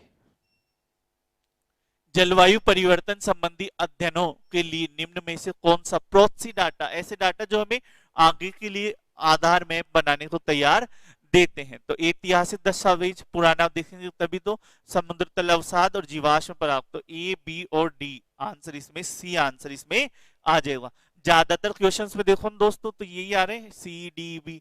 भूमंडल तापमान के प्रभाव के बारे में निम्नलिखित में से सही है। भूमंडलीय तापमान के कारण माना जाता है कि भविष्य में उष्णता लहरों में वृद्धि हो सकती है। उष्णकटिबंधीय चक्रवात अधिक प्रबल होंगे। सूखे से प्रभावित क्षेत्र घटने की संभावना है, घटेंगे नहीं बढ़ेंगे, है ना। और मॉडलिंग के कुछ क्षेत्र में अत्यधिक वर्षा, और ए, बी और डी आंसर इसमें सही रह जाएगा। 65 में चले। 65 में अगर हम देखें, निम्नलिखित में से कौन सा सही है? चक्रवातीय उष्णकटिबंधीय चक्रवातों की प्रबलता और प्रायिकता में वृद्धि हो रही है, परंतु आर्थिक क्षति घट रही है। ये कौन सी बात हो गई, है ना? अरब सागर की अपेक्षा बंगाल की खाड़ी में अधिक चक्रवात आते हैं, ठीक है, ये तो अब सबको पता है। प्रशांत महासागर में विकसित चक्रवातीय तंत्रों को दक्षिण पूर्व प्रभाव पड़ता है। 5 से 22 घंटों के भीतर लगाना कठिन हो जाता है। सही है तीनों, बी, सी और डी। तो आंसर 4 इसमें आंसर हो जाएगा दोस्तों। 4 नंबर इसमें आंसर आ जाएगा। चलिए, पीलियन तुल्य ज्वालामुखी, हवाईयन तुल्य ज्वालामुखी और स्टाम्बोलियन तुल्य ज्वालामुखी, ये सारे ज्वालामुखी हमने पढ़े हैं, अच्छे से पढ़े हैं, इनकी विशेषताएं भी हमने पढ़ी है। तो चलिए, इनमें बताना है कि इनमें सही आंसर है वो कौन सा होगा। तो पीलियन तुल्य ज्वालामुखी कैसे होते हैं? अत्यधिक अत्यधिक शान लावा होता है प्रचंड रूप में। हवाईयन तुल्य ज्वालामुख कैसे होते हैं? शांत प्रकृति के होते हैं, अत्यधिक द्रवित बेसाल्टिक लावा शांत प्रकृति के। स्ट्राम्बोलिन तुल्यन कम द्रवित लावा विस्फोटक प्रकृति के। और वल्केनियम तुल्यन 3 आ जाएगा। तो इसमें आंसर कौन सा हो जाएगा? अगर हम ए में 4 देखें तो ए में 4 बहुत सारों में, बी में 1 आ जाएगा, बी में 1 2 में है, तो ये दोनों नहीं होंगे, है ना? इसमें 4 नहीं है, तो ये आंसर ए आ जाएगा। 67 में आ जाए, इथोलॉजी पारिस्थितिकी विज्ञान। पारिस्थितिकी विज्ञान अर्नेस्ट हेक्ल की है, तो बी में 1 है, बी में 1 सिर्फ 1 में है, 2 नंबर वाले में, ठीक है, और बाकी किसी में नहीं है। आचार शास्त्र है, वो आ जाएगा हेलरी, और सी में 2 आ जाएगा सेंट जॉर्ज वर्ट, और पारिस्थिति नीचे जे ग्रीने की अवधारणा है। तो इस तरह से हो जाएगा। ये कौन सा है? 67। 68 में क्या आ जाएगा? 68 में अगर नृ केंद्रीयवाद, जीव केंद्रीयवाद, पारिस्थितिक केंद्रीयवाद और सामाजिक पारिस्थिति, इन चीजों पर हम चर्चा करेंगे, ठीक है। तो इसमें कौन सा आ जाएगा? नृ केंद्रीयवाद, जीव पारिस्थितिकी, सामाजिक पे हम देखें अगर, तो इसमें माना जाता है कि सामाजिक पदानुक्रम उन व्यवहारों से सीधे जुड़े हैं जो पर्यावरण विनाश का मार्ग प्रशस्त करते हैं। इसमें माना जाता है कि पर्यावरण प्रत्यक्ष नैतिक महत्व के योग्य है, और न कि वह महत्व और जो मानव के पशु आचरण को प्रभावित करते हैं। तो डी में आ जाएगा 1, है ना? डी में 1 आ जाएगा आपका। और पारिस्थिति विकेंद्रीय केंद्रीयवाद, है ना, इको सेंट्रिज्म, तो इसमें 2 आ जाएगा। और जीव केंद्रीयवाद में आपका आ जाएगा कौन सा? जीवन के सभी रूपों को अस्तित्व है। और नृ केंद्रीयवाद यानी इसमें आ जाएगा आपका मानव वाला 3। तो आंसर आपका कौन सा आ जाएगा? ए में 3, ये नहीं होगा, बी में 4, ये भी नहीं होगा, और सी में 2, सी में 2, तो ये हो जाएगा बी आंसर आपका इसमें सही हो जाएगी। परिभाषाओं से संबंधित प्रश्न है, देखते हैं। अभी मैं लास्ट में बता दूंगा कितने क्वेश्चन इसमें क्लेम हुए हैं। चलिए, नियोजन प्रदेश कौन सा है? औपचारिक प्रदेश कौन सा है? नोडल प्रदेश कौन सा है? बोली प्रदेश कौन सा है? इन सब पर हम चर्चा करते हैं। तो नियोजन प्रदेश एनसीआर वाला नियोजन प्रदेश है। नोडल प्रदेश बोलीगत प्रदेश, मध्य पूर्व वाला क्षेत्र बोलीगत प्रदेश आ जाएगा। नोडल प्रदेश और औपचारिक प्रदेश, तो नोडल प्रदेश महानगरीय प्रदेश और औपचारिक प्रदेश जलवायु प्रदेश। तो अगर अपन इसे मिलाने का प्रयास करें, नियोजन प्रदेश ए में 2, तो ये ऊपर वाले 2 नहीं होंगे, और बी में 4, सी में 1 आ रहा है, और डी में 2, डी में 3 आ रहा है। तो आंसर 3 आपका इसमें सही हो जाएगा। चलिए दोस्तों, 70 नंबर क्वेश्चन में देखते हैं। आसियान, ईयू, ओपेक और सार्क। सार्क का कहां पर है? काठमांडू। आसियान का कहां पे है? जकार्ता। ईयू का कहां पे है? ब्रुसेल। और ओपेक का कहां पर है? वियना। ठीक है, ऐसे ही है ना? ऐसे ही है, ठीक है। तो आसियान का कहां पे है? जकार्ता, ए में 2, ए में 2, तो ये दोनों गए। ईयू का ब्रुसेल्स 4, ओपेक वियना और डी में 1, तो डी आंसर आपका सही आ जाएगा। 71 वर्जना संस्कृति आदत और प्रथा, ऐसे ऐसे क्वेश्चन आए ना, क्वेश्चन अच्छे हैं, ऐसी बात नहीं क्वेश्चन टफ है, लेकिन आप एक्सपेक्ट नहीं कर रहे थे कि ऐसे ऐसे क्वेश्चन भी आ जाएंगे, ठीक है, ये हम बोल सकते हैं क्वेश्चन अच्छे आए थे, इनमें ज्यादा ऐसा नहीं कि आपको गहन अध्ययन की आवश्यकता है, नहीं, लेकिन थोड़ा सा दिमाग आपको वहां पे लगाने की आवश्यकता इसमें रही है। तो 71 में क्या आंसर रहने वाला है?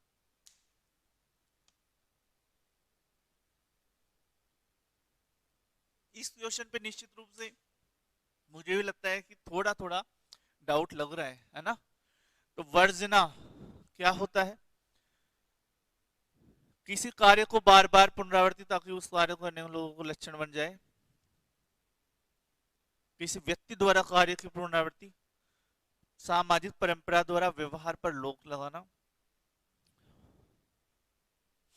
तो ए में 3 आ जाएगा, रोक लग रही है वर्जना। संस्कृति क्या होगा?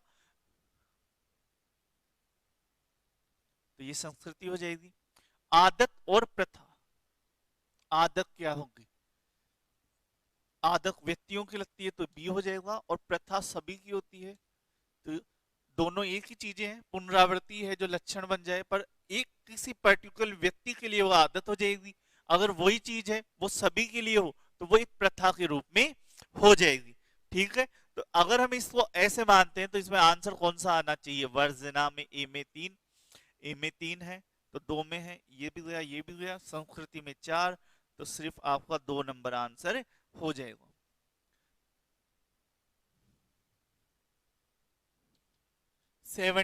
सेफर राइट बन गए, और हेट्रन जनता के लिए योजना की बजाय जन सहयोग के साथ योजना, वितरण के विज्ञान के रूप में भूगोल की आलोचना, जियोसॉफी और परिघटनाओं के स्थानिक वितरण के लिए नियमों के प्रतिपादन की ओर ध्यान आकर्षण का कार्य है वो इसमें हुआ है।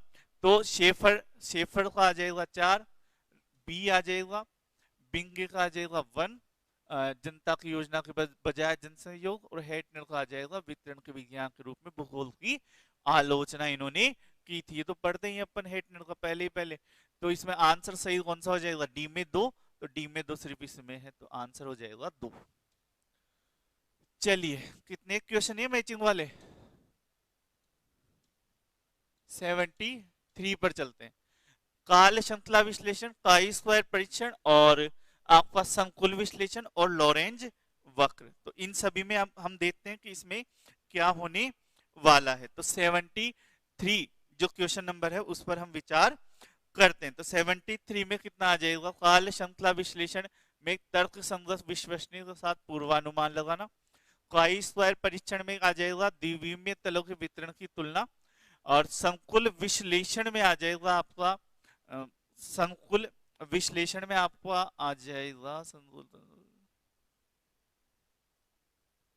संकुल विश्लेषण में आ जाएगा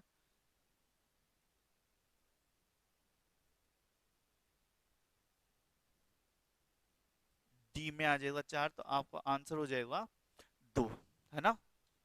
73 है, ये आ जाएगा 74। चलिए तो थोड़ा सा हम ब्रेक लेते हैं, और उससे बाद में जो दूसरी क्लास होगी उसमें हम इन क्वेश्चन को सोल्व करने का प्रयास करते हैं, ठीक है। चलिए दोस्तों, धन्यवाद।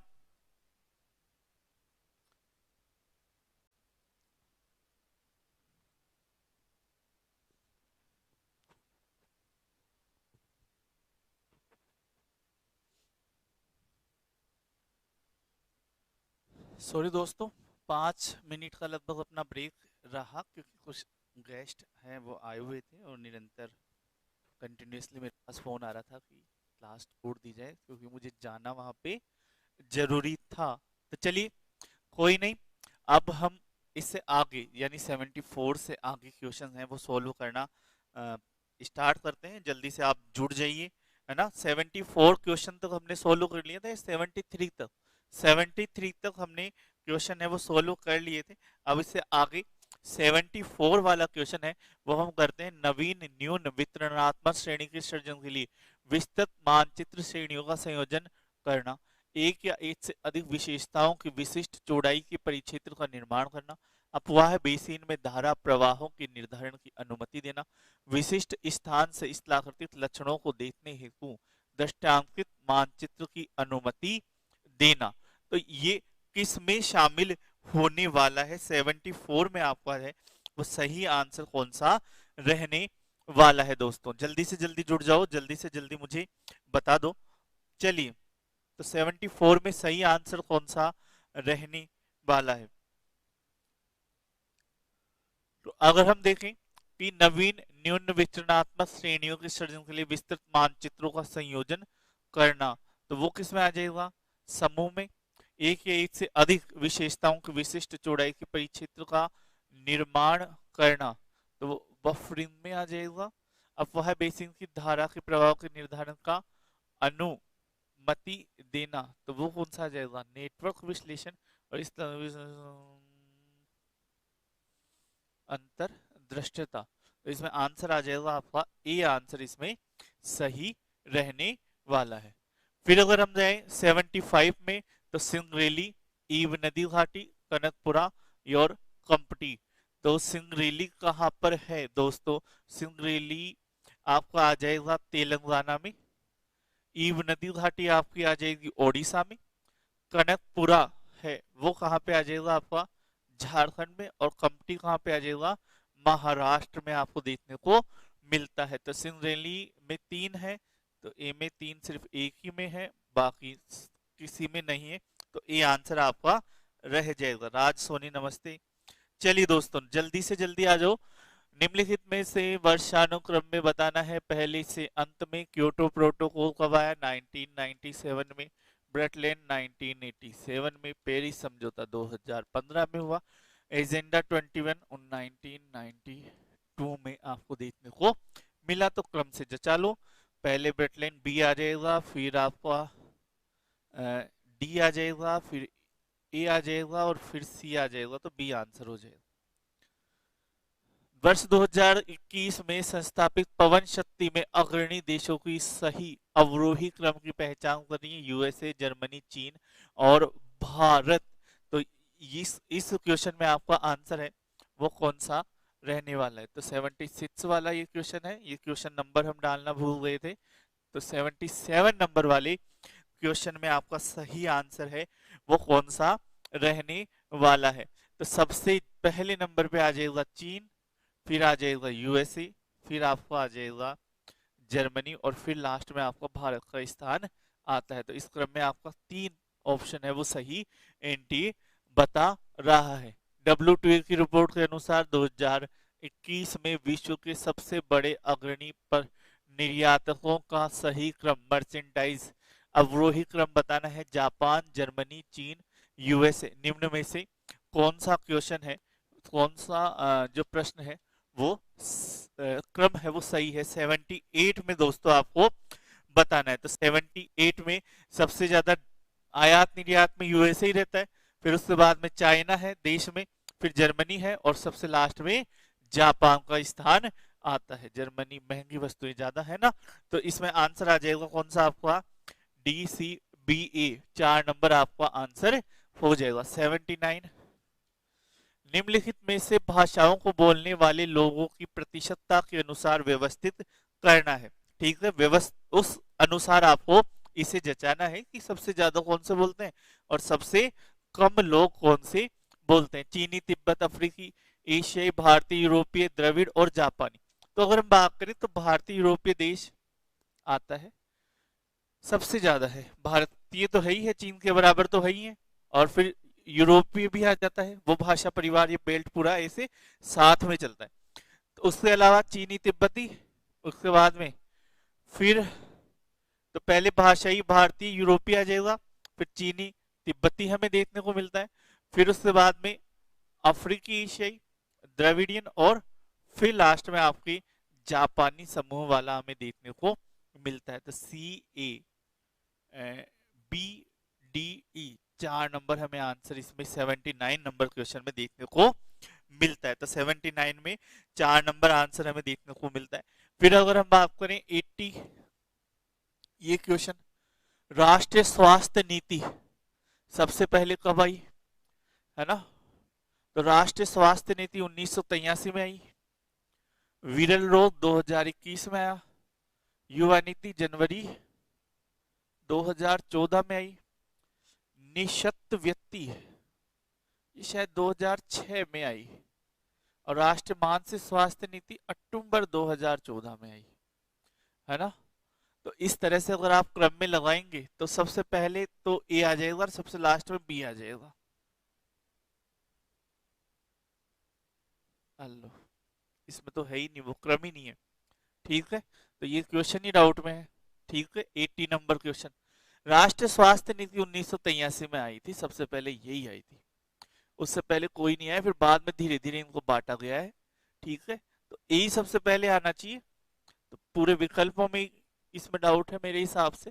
राजनीतिक भूगोल की निम्नलिखित अवधारणाओं 81 में अगर हम चर्चा करें, ठीक है, तो 80 क्वेश्चन में तो सभी में अपने डाउट है वो दिखाई दे रहा है। 81 में देखें, हॉटस्ट्रॉम का राजनीतिक भूगोल में कार्यात्मक उपागम है वो कब आया, तो वो 1950 के आसपास हम इसे देखते हैं, है ना? फिर स्पाइकमैन की जो अवधारणा 1942 में इन्होंने दी, प्रकाशित 1944 में हुई। मूडीज की संकल्पना 1963 में आ गई थी, और ये 1919 में, 1904 धुरी क्षेत्र आता है, हृदय क्षेत्र 1919 में दी, फिर मिडलैंड बेसिन उन्होंने बाद में दी।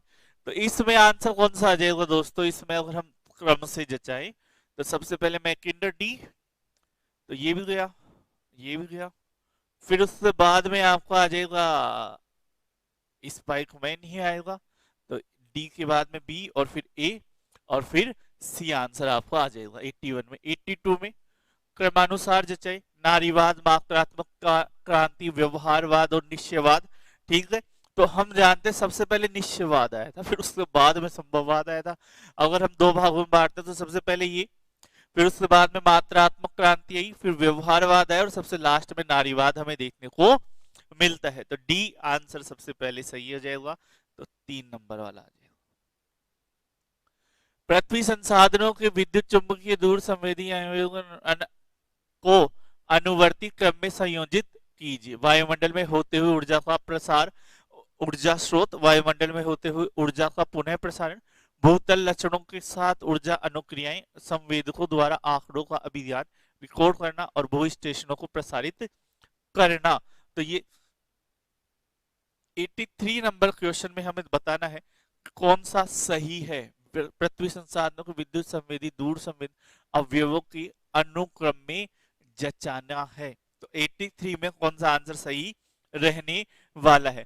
तो सबसे पहले तो हम देखते हैं ऊर्जा स्रोत, है ना, फिर उसके बाद में वायुमंडल में होते हुए ऊर्जा का प्रसार, फिर उसके बाद में हम संवेदकों द्वारा आंकड़ों रिकॉर्ड भू स्टेशनों को प्रसारित करना, फिर उसके बाद में आ जाएगा भूतल लक्षणों ऊर्जा अनुक्रिया।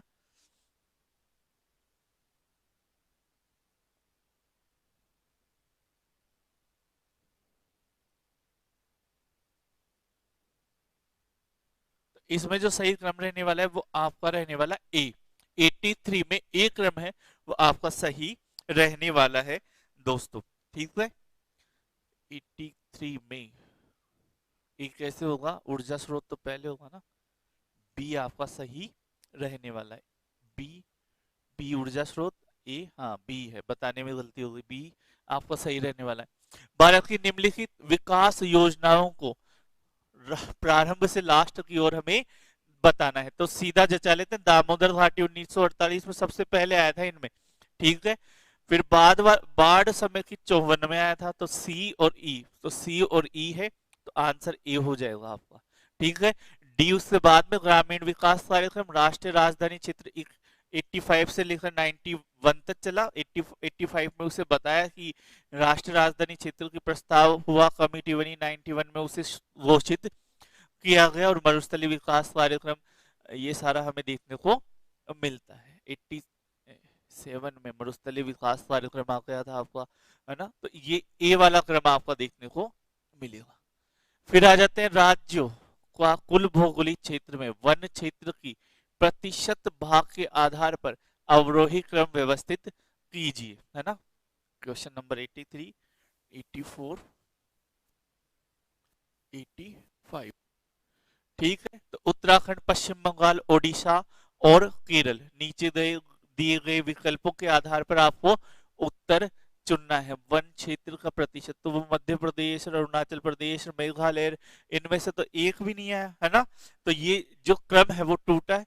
तो सबसे ज्यादा अगर हम देखें तो इनमें केरल में सबसे ज्यादा आ जाएगा, फिर उत्तराखंड में भी सबसे ज्यादा है, पश्चिम बंगाल और ओडिशा वाला जो क्रम है उसमें ओडिशा और फिर पश्चिम बंगाल का स्थान आता है। तो आंसर बी इसमें आपका सही रहने वाला है, तो बी आंसर इसमें सही हो जाएगा। नेक्स्ट चले, नीचे दिए हुए कथन के बारे में विचार करें, 85, 86, और उसके बारे में आपको बताना है। आर्थिक गतिविधियों की बढ़ती जटिलता और विविधता जनसंख्या वितरण की असमानता को प्रोत्साहित करती है। वितरण की किसको प्रोत्साहित करती है? असमानता को प्रोत्साहित करती है। आर्थिक गतिविधि पर सरकार का बढ़ता नियंत्रण एक महत्वपूर्ण उभरता कारक है जो जनसंख्या प्रतिमान को प्रभावित करता है।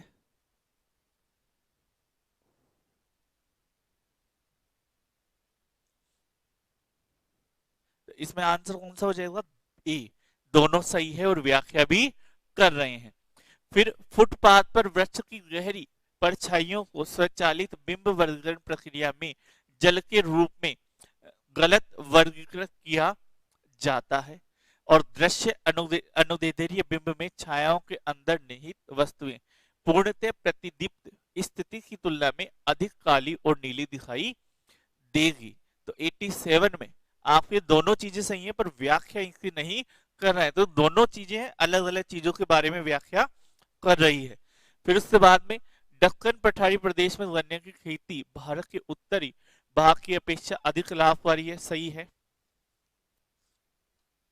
88 में, है ना, अधिक लाभकारी है। भारत के गन्ना उत्पादक उत्तरी प्रदेशों में स्थित चीनी मिलों की संख्या कम है, तो ये गलत है, ये सही है। 3 आंसर हो जाएगा।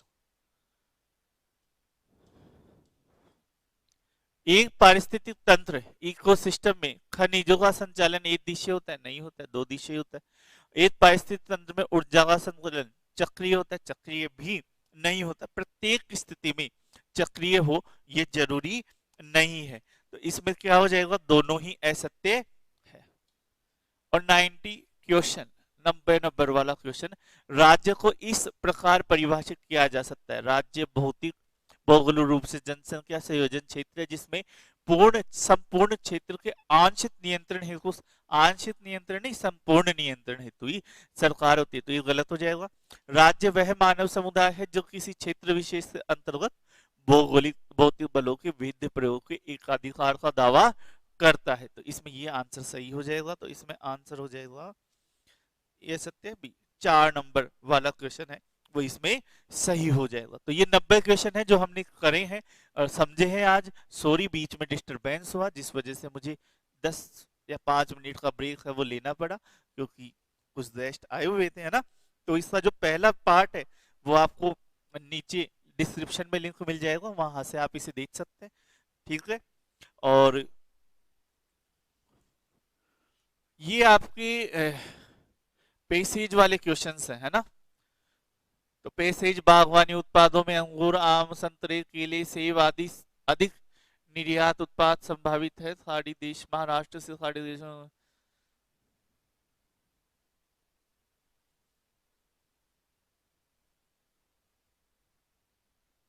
तो इनके क्वेश्चंस के आंसर मैं आपको बता देता हूं, है ना। तो 91, निम्न में से कौन सा कथन बागवानी उत्पादों के बारे में सही है? तो ये बोल रहे हैं आंशिक बागवानी उत्पाद फसल कटाई के समय अधिक उत्पाद की समस्या का सामना करते हैं, सही बात है, उन्हें ज्यादा समस्या देखने को मिलती है।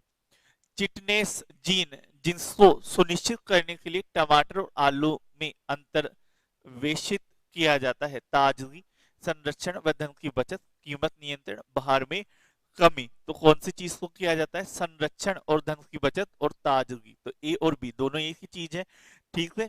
93 93 नंबर में है, कौन सा बागवानी उत्पादों के संरक्षण के हेतु आवश्यक कदम नहीं है? विपणन क्षेत्र तक पहुंचना, संरक्षण प्रणाली, परिवहन का तीव्र माध्यम और बाजार का बड़ा आकार। तो 93 में कौन सा आ जाएगा? बाजार का बड़ा आकार। बाकी इन तीनों से बागवानी उत्पादों का संरक्षण होगा। आप बोलोगे सर परिवहन को तेज करने से, तेजी से परिवहन होगा तो बागवान फसलें हैं वो अच्छी, ताजा, स्वच्छ और स्वस्थ रूप से बाजारों तक पहुंच पाएगी। 94 है, भारत में किसको सुनिश्चित करने हेतु बागवान उत्पाद संरक्षण की आनुवांशिक अभियांत्रिकी की आवश्यकता है? कवकों के विरुद्ध कृत्रिम प्रतिरोध, अधिव्यक्त रस्ट रोग के कृत्रिम, कवकों के विरुद्ध प्राकृतिक प्रतिरक्षा, तो कवकों के विरुद्ध प्राकृतिक प्रतिरक्षा। और 95 है, फल उत्पादन में 50% की वृद्धि और सब्जी उत्पादन में 100% की वृद्धि किस रूप में लाभकारी होगी? पौष्टिकता आवश्यकता की पूर्ति के लिए हो, सही बात है। प्रव्रजन पर रोक लगाने के लिए, रोजगार के अवसरों में वृद्धि करने के लिए, परिवारों को गरीबी रेखा के ऊपर लाने के लिए। तो इसमें सही आंसर हो जाएंगे, प्रव्रजन पे रोक नहीं लग सकती, बाकी ये तीनों सही है, ठीक है। गरीबी रेखा से ऊपर भी आएंगे, रोजगार के अवसरों में भी वृद्धि होगी। फिर से हमारे पास एक पैसेज आता है ना, और उससे संबंधित क्वेश्चंस आते हैं। फ्लिंट का शीशे का संदूषण संकट किसका परिणाम है? ये हमें क्वेश्चन है। खेतों से निकलने वाले शीशे, मानव अपशिष्ट की उच्च मात्रा, पशु अपशिष्ट की उच्च मात्रा, लागत में कटौती के उपाय और अत्यधिक पुरानी पड़ चुकी जल अवसंरचना। तो इसमें सही आंसर कौन सा रहेगा? डी। कूलिंग टावर और पाइप वाटर जैसे जल स्रोतों से आकुंचित निमोनिया का एक गंभीर रूप कौन सा है? हैजा रोग, मिनीमाता, गार्डिया या लेगोरिया रोग। तो कौन सा है जो इसमें सही आंसर है? लेगोनियार लोग 97 में। 98 नंबर क्वेश्चन की बात करें, निम्न आय वाले समुदाय जल प्रदूषण से उच्च जोखिम में क्यों है? क्योंकि उनका प्रतिक्षरण क्षमता निम्न स्तर होती है, क्योंकि उनके घर प्राय सर्वाधिक प्रदूषित उद्योगों के समीपस्थ होते हैं, क्योंकि उनकी चिकित्सा सुविधाओं तक पहुंच नहीं होती है, क्योंकि उनके घर शहरी केंद्र से दूरतम होते हैं। तो इसमें सही आंसर दोस्तों कौन सा आ जाएगा? क्योंकि उनके घर प्राय क्या है? प्रदूषित क्षेत्रों के पास ही होते हैं। निम्न आय वाले लोगों के घर कहाँ पे मिलेंगे? यहीं पे मिलेंगे। 99 निम्नलिखित गद्यांश के माध्यम से क्या संदेश दिया गया है? 99 है, 95 99। जल प्रदूषण केवल अल्प विकसित देशों का ही एक मुद्दा है, ये तो हो ही नहीं सकता ना, सभी देशों का यह मुद्दा है। जल प्रदूषण केवल कुछ देशों में होता है, विकसित देशों में हानिकारक पैथोजेंस के से जल प्रदूषण उत्पन्न नहीं होता है। उच्च आय वाले देशों में भी जल प्रदूषण एक समस्या है, सही बात है, 4 नंबर। और 100 नंबर क्वेश्चन हमारा है, प्रतिवर्ष कितने अमेरिकी लोग मल जल भ्रमण तटवर्ती जल से त्वचा पर चकते, पिनके और संक्रमण और हेपेटाइटिस जैसे स्वास्थ्य मुद्दों से संकुचित होते हैं? 25 लाख, 35 लाख, 45 लाख और 50 लाख। तो इसमें सही आंसर कौन सा हो जाएगा? 35 लाख। तो ये क्वेश्चंस थे जिनका सॉल्यूशन हमने किया। आई होप आप सभी को अच्छे लगे होंगे। तो साथ ही साथ कोई भी क्वेश्चंस पर है ना डाउट हो तो बताएं। 224 बन रहे हैं। हर्ष, कौशिक, कैसी रहेगी? बढ़िया ही रहेगी रैंक। 224 जेआरएफ एडवांस में कॉन्ग्रेचुलेशन हमारी तरफ से, है ना। निश्चित रूप से 210 से ऊपर जो भी है जेआरएफ कन्फर्म मांगे, है ना, कन्फर्म जेआरएफ 210 से ऊपर, है ना।